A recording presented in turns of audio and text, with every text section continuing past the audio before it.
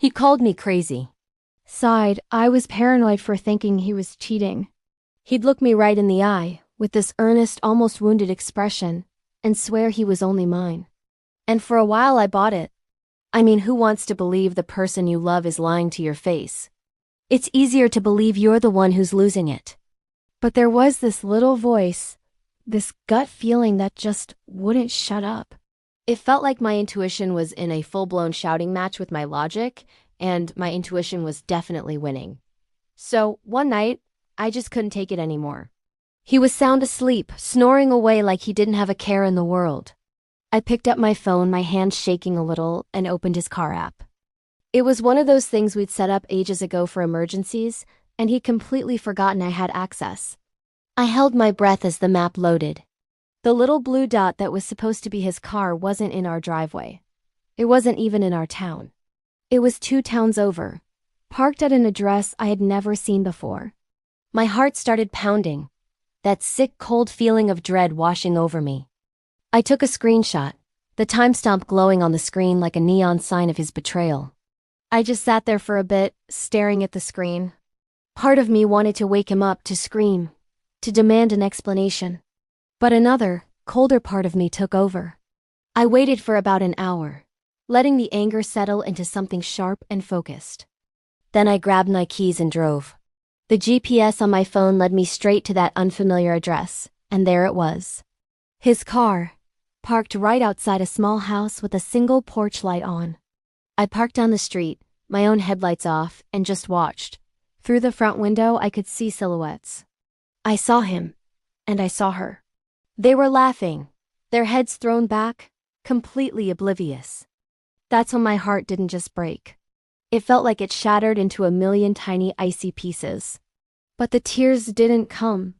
Instead, this wave of calm, calculated anger washed over me. I wasn't going to give them the satisfaction of a scene. I didn't get out of the car. I didn't knock on the door. I just pulled out my phone again. I found the number for a local 24-hour towing company. When they answered, I reported an abandoned vehicle blocking a driveway down the street. I described his car perfectly: make, model, color, license plate. Then I followed the tow truck from a safe distance, all the way to the police impound lot.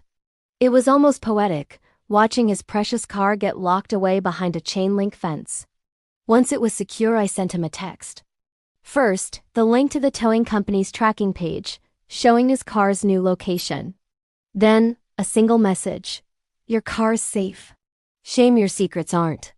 I turned my phone on silent and went home. The next morning was chaos. My phone exploded with calls, voicemails, and texts.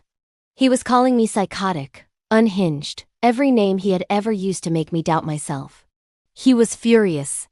I let him spiral for a while, then I sent him the screenshots.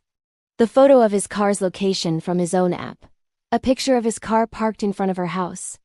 The close-up of the address. The timestamp on every single image. And then, silence. Complete and utter silence. The angry texts stopped. The frantic calls ended. He knew he was caught, with undeniable proof that he had handed me himself. I blocked his number, his social media, everything. Last I heard, the car got repossessed because he couldn't afford the impound fees, and his reputation in our friend group was completely ruined. I never raised my voice. I never had to fight. I just used his own technology to drive karma right up to his front door. And you know what?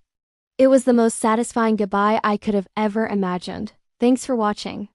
If you've ever had a moment of sweet, sweet justice like this, share your story in the comments.